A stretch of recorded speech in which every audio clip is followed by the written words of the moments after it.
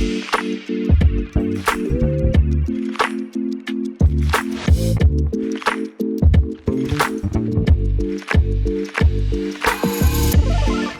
many of you have lost someone dear to you, like a friend or a spouse? How many of you have lost a child, had a miscarriage or a stillbirth? Now, maybe you've not lost someone, but you've lost something special. Perhaps it was a job, a dream, or a big opportunity. If you've not experienced loss, the simple fact is, someday you will. While we'll all experience multiple losses over our lifetime, not everyone recovers and thrives from their losses. Far too many people stay down, remain in loss, and do not move forward.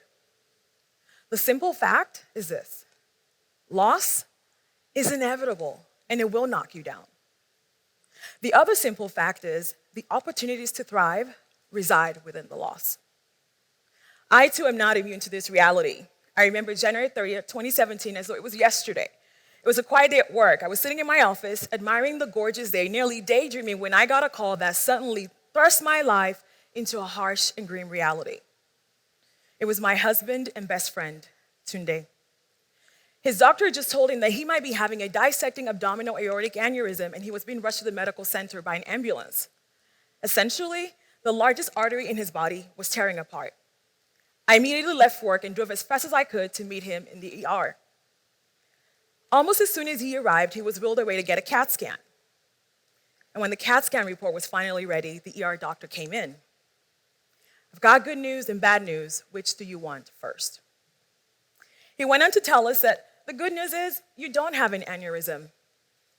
But the bad news is there's a huge mass and several large lymph nodes all over your abdomen. My heart sank. As a medical provider, when you hear huge mass and large lymph nodes, it's bad news. When he was done giving a list of possible diagnoses, I followed him into the hallway and asked, "Please, just tell me, I'm a PA, I can handle it." Then he said, "I'm sorry, you know what this means. It doesn't look good."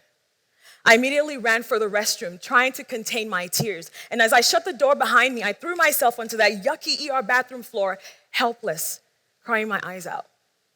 As I sat there, I felt like my whole world was crumbling. Crumbling not because I took the news of Tunde's diagnosis as a final say. No. On the contrary, I had faith. Tunde's healing was not impossible for my God. But crumbling because the weight of this new reality was just too much to bear. See, in that moment, all I could think about were our two beautiful children, Ivana and Isaac. Ivana just turned 3, and Isaac was just 2 days away from his first birthday. Before having these children, we suffered many devastating losses. Not only did we battle infertility for years, we had several miscarriages and 2 stillbirths. The second stillbirth was most devastating. I went into labor at 18 weeks, and after hours of unimaginable pain, delivered a set of twins that did not make it. And as if that wasn't enough, I bled so much that I needed emergency surgery and a blood transfusion. That day, I nearly lost my life. So as I sat there on that bathroom floor, I said to myself, I can't take this anymore. How can this be happening? Is this real? Am I dreaming? It was like climbing the highest mountain on top of the clouds and suddenly feeling the floor yanked from under you. I sank into a dark pit. It was like a bad dream, like a nightmare that was too real.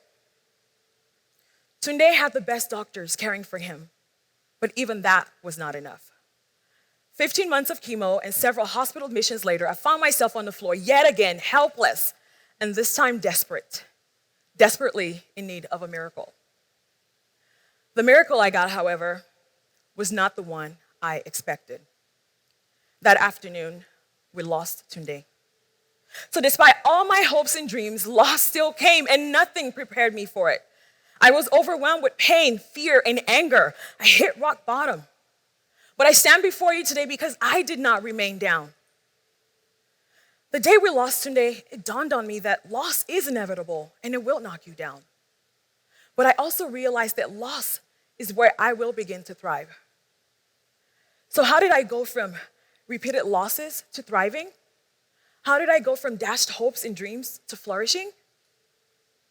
Reframing. Yes, reframing. That's what I did, although I didn't realize it at that time. This process didn't happen overnight. It took some time and a few trials, but I got there. Recently, I discovered that reframing is a tool used by psychologists in cognitive behavior therapy to help patients adjust negative thought patterns and create positive mindsets. Simply put, reframing is the ability to visualize situations differently than they appear. In her work, Carol Leibowitz, a Stanford University psychologist, studied how Scandinavians didn't merely survive, but thrived in the long and harsh winter months. What she discovered was that they were reframing. Instead of seeing the winter as a dreadful time of the year, the Scandinavians saw winter as a special time of year full of opportunities for enjoyment and fulfillment. Reframing is powerful and it changed my life. So my goal today is to teach you how I reframed in 3 simple steps to empower you to thrive from any loss. I call it the art of reframing. The first step to reframing is acceptance. Accept the loss, but cling to hope. Through all my losses, there was something that kept me going, that kept me rising, blow after blow, pain after pain, loss after loss, and even after the most devastating loss. It was faith in my God. I acknowledged and accepted that the worst case scenario happened and there was nothing I could do to change it. What I could control, however, was my ability to hope. So I did. I clung to hope. In 1991, Charles Snyder, a psychologist, and his colleagues introduced the hope theory. In this theory, they emphasized that hope is key to survival. Without hope, we lose faith. We succumb to our pain, fear, and loss.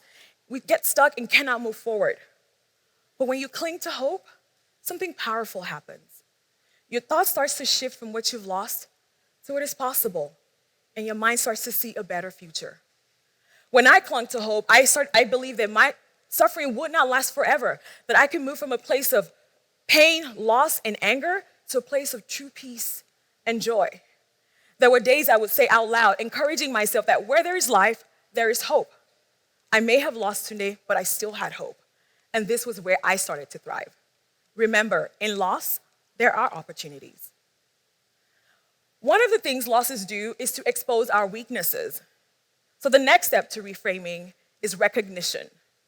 Recognize your weaknesses, but reject limitations. After 11 years of an incredible partnership, I suddenly found myself alone. With the demands of my new reality as a single mom, I found my weaknesses staring me boldly in the face and there was nowhere to hide. I needed to manage all household responsibilities and I was quickly reminded that finances were not my strong suit. It's funny but sad that I have a postgraduate degree. I can treat patients with acute and chronic illnesses, but I sucked at managing money. In fact, I hated it. Managing money scared me. A day after Tunde's funeral, I visited with an associate at our banking institution. Before leaving that meeting, I asked him, "Would you please show me how to set up bill pay?" I was ashamed to admit it, but I didn't even know how to set up bill pay. Tunde was better with money, so he managed the finances, and I gladly looked the other way. I was not proficient with money, but I rejected the self-limiting belief that I was incapable.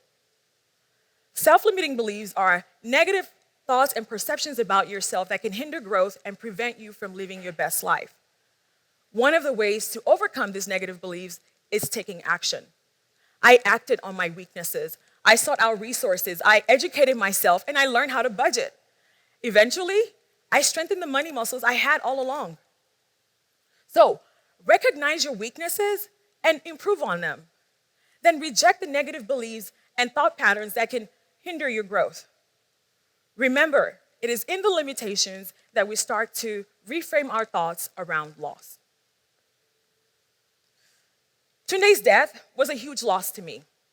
After all, he was the most important person in my life, so leaving the ICU that afternoon, I felt like I just lost everything.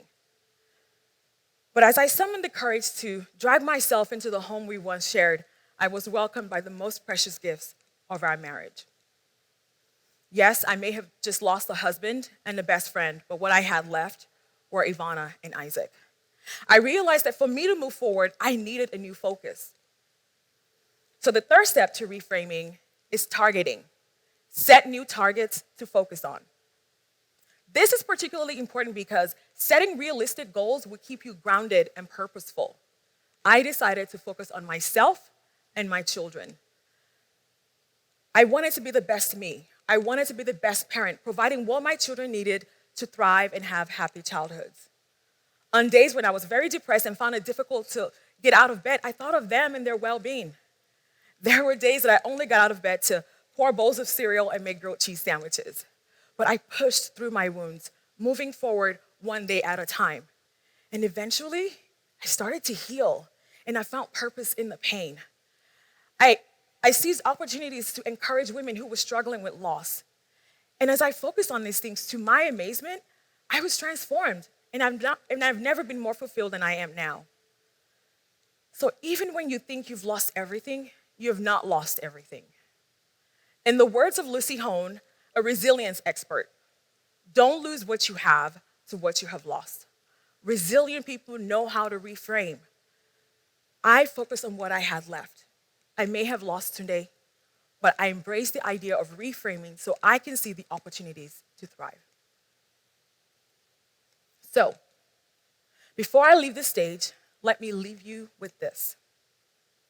Tragedies, crises, loss, they present us with a gift. Whether you've had or are experiencing a loss, I want you to know that there is hope. It is possible to move forward and flourish. Remember, don't lose what you have to what you have lost. Choose to reframe and not remain. First, accept the loss, but cling to hope. Next, recognize your weaknesses, but reject the limitations that can hold you back. So, before I leave the stage, let me leave you with this. Loss, tragedies, crises, they present us with a gift. Whether you've had or are experiencing a loss, I want you to know that there is hope. It is possible to move forward and flourish. Remember, don't lose what you have to what you have lost. Choose to reframe and not remain. First, accept the loss, but cling to hope. Next, recognize your weaknesses, but reject the limitations that can hold you back. Then, set new targets to focus on, and you will begin to thrive. The ability to reframe is powerful and life-changing. Seize the opportunities loss gives you to thrive. Choose to arise, recover, and reign.